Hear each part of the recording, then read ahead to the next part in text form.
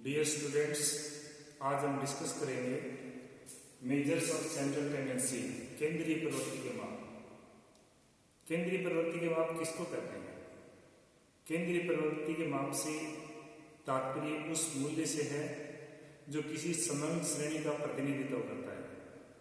क्योंकि यह मूल्य किसी भी श्रेणी में बीच में स्थित होता है, इसलिए इसको केंद्रीय प्रवृत्ति का माप भी कहा जाता है। हम कोई भी गणना करते हैं या कोई भी विश्लेषण करते हैं तो इनमें केंद्रीय प्रवृत्ति के मापों का विशेष महत्व रहता है, जो कि ये वो संख्या है जो पूरी श्रेणी का प्रतिनिधित्व करती है। इसलिए इसकी जो अहम है वो और ज्यादा बढ़ जाता है।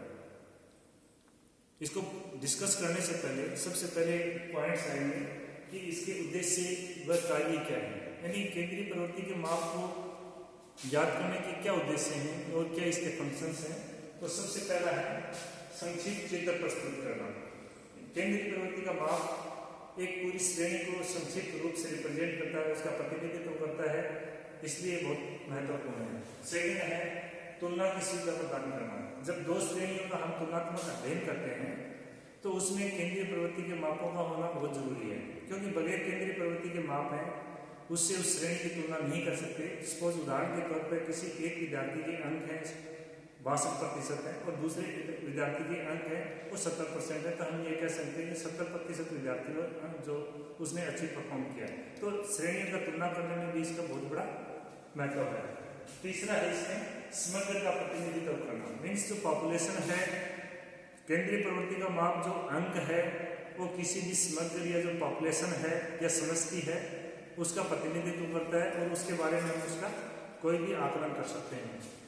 उसके बाद नेक्स्ट सांख्यिकीय विवेचन का आधार प्रस्तुत करना। जब आगे स्टैंडर्ड डेविएशन, मीन डेविएशन या कोरिलेशन, रिग्रेशन, जब इनका हम आगे कैलकुलेशन करेंगे तो निश्चित तौर से केंद्रीय प्रवृत्ति के मापों की आवश्यकता पड़ती है। और लास्ट है पथ प्रदर्शन करना। कई बार जो केंद्रीय प्रवृत्ति के माप हैं विशेष नीति निर्धारण में बहुत महत्वपूर्ण होते हैं। बहुत सी ऐसी जो पॉलिसी वगैरह डिसाइड होती हैं वो केंद्रीय प्रवृत्ति के मापों के जो अंक हैं उनके आधार पर होती हैं। अब हम डिस्कस करेंगे कि जो केंद्रीय प्रवृत्ति के माप हैं या जो माध्य हैं उनके आवश्यक गुण क्या हैं, क्या उनमें क्वालिटी होनी चाहिए। पहला है स्पष्ट एवं स्थिर रूप से परिभाषित, यानी केंद्रीय प्रवृत्ति का माप है वो एक निश्चित तौर से परिभाषित होना चाहिए। कहीं भी किसी भी स्थिति में अगर उसका मान ज्ञात किया जाता है तो उसमें किसी तरह का परिवर्तन नहीं होना चाहिए। माप ऐसा होना चाहिए कि सभी स्थिति में उसके जो मूल्य है उस मान प्राप्त हो। दूसरा है सभी मूल्यों पर आधारित। केंद्रीय प्रवृत्ति का जो अंक है ये जो माध्य है वो जितनी भी श्रेणी में संख्याएं हैं उनके ऊपर आधारित होना चाहिए। ये नहीं कि अगर कोई भी संख्या हम छोड़ देते हैं तो उसमें कोई परिवर्तन नहीं आता। उस स्थिति में केंद्रीय प्रवृत्ति का माप एक रिलायबल उसकी श्रेणी में नहीं आता। सरल एवं बुद्धिगम्य होना। केंद्रीय प्रवृत्ति का माप ऐसा भी होना चाहिए, माध्य ऐसा होना चाहिए जिसको आसानी से कैलकुलेट किया जा सकता है, जिसको आसानी से समझाया जा सकता है और जिसको आसानी से समझ में आ सकता है। निर्धारण की सरलता होना, इसमें केंद्रीय प्रवृत्ति का माप है उसमें बिल्कुल उसके जो गणना करने में सरल होना चाहिए, उसका निर्धारण करने में सरल होना चाहिए। प्रतिचयन के परिवर्तनों का न्यूनतम प्रभाव। जब हम सैंपलिंग करते हैं तो उसमें केंद्रीय प्रवृत्ति के मापों में ज्यादा अंतर ये अंतर नहीं होना चाहिए। यानी जो माप अपने सिलेक्ट कर रहे हैं, जो विधि सिलेक्ट कर रहे हैं, जो माध्य सिलेक्ट कर रहे हैं उसमें सैंपलिंग का ज्यादा प्रभाव नहीं पड़ने वाला होना चाहिए। एक है बीजगणितीय विवेचन। माध्य इस प्रकार का होना चाहिए कि उसका अलजेब्रिक जो एनालिसिस है वो किया जा सके ताकि उससे आगे जो वैल्यू निकाली जा सके।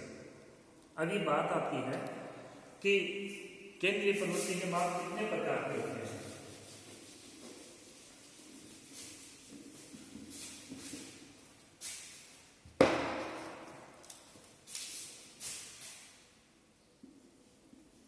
यानी माध्य कितने प्रकार के होते हैं।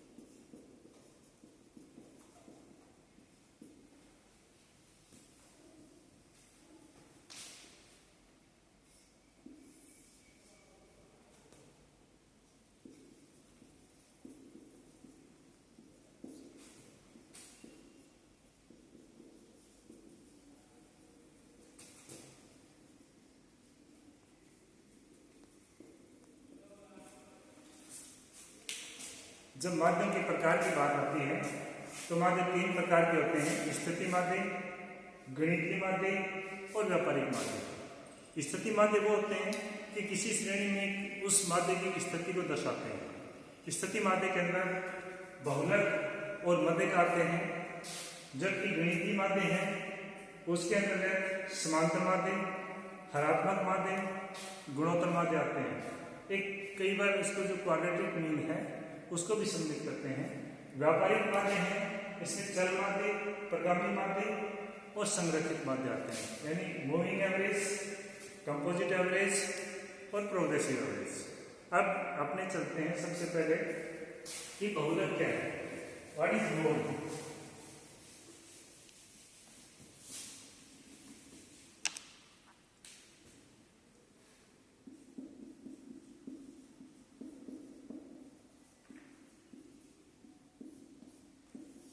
बहुलक किसे कहते हैं?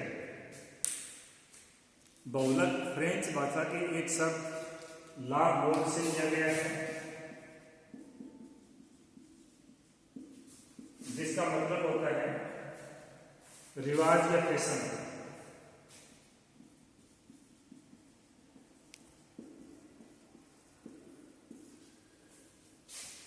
बहुलक किसी श्रेणी में वो संख्या है जो श्रेणी में सर्वाधिक बार आती है, यानी जिस श्रेणी में जिस मूल्य की सर्वाधिक आवर्तियां होती हैं उसको बहुलक अंक कहा जाता है और उस माध्य को बहुलक माध्य कहा जाता है। सपोज उदाहरण के तौर पर एक जूतों की दुकान है, उसमें एक महीने में सबसे ज़्यादा किस साइज के जूतों की सेल हुई है, जिस साइज के जूतों की सेल ज़्यादा हुई है बहुलक संख्या होगी। तो बहुलक है वो किसी श्रेणी का जो वो मूल्य है जो सबसे ज़्यादा बार आता है, यानी जिसकी फ्रीक्वेंसी सबसे ज़्यादा होती है। अब जब इसकी गणना करते हैं तो 3 श्रेणियां आती हैं बहुलक में। बहुलक की जो गणना है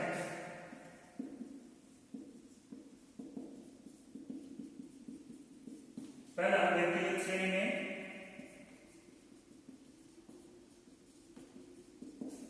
व्यक्तिगत श्रेणी में है, इसको दूसरा है खंडित श्रेणी में और तीसरा है सतत श्रेणी में।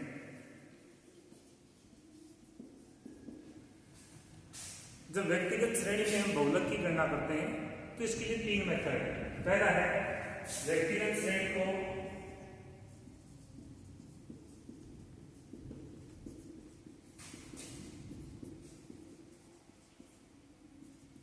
खंडित श्रेणी में बदलकर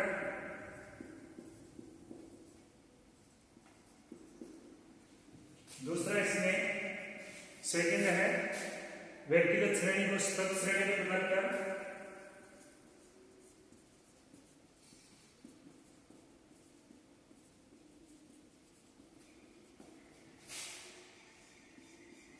और तीसरा इसमें माध्यम के अंतर संबंध द्वारा।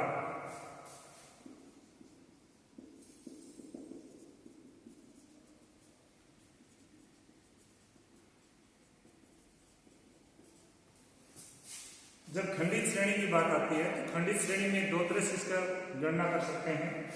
एक तो है कि निरीक्षण विधि द्वारा,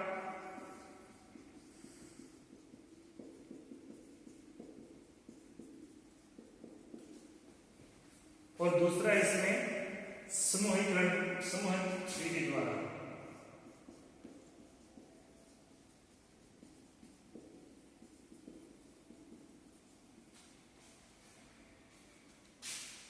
जब हम व्यक्तिगत श्रेणी की बात करते हैं तो व्यक्तिगत श्रेणी में जितने भी अंक हैं उनमें जो जितनी ज़्यादा फ्रीक्वेंसी है उसके आधार पर उसका कैलकुलेशन करते हैं। सपोज उदाहरण के तौर पर एक